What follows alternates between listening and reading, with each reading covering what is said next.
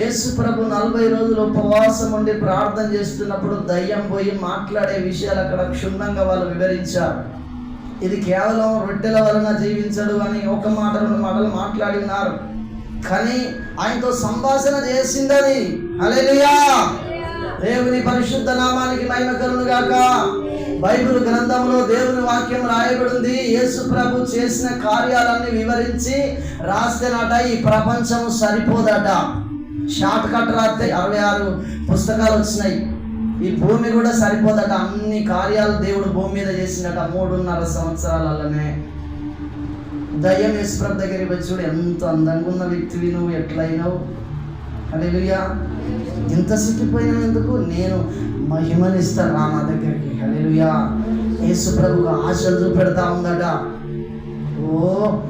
ఒక్క నిమిషంలోనే భూలోక రాజ్యాలన్నీ చూపెట్టిందట. హల్లెలూయా.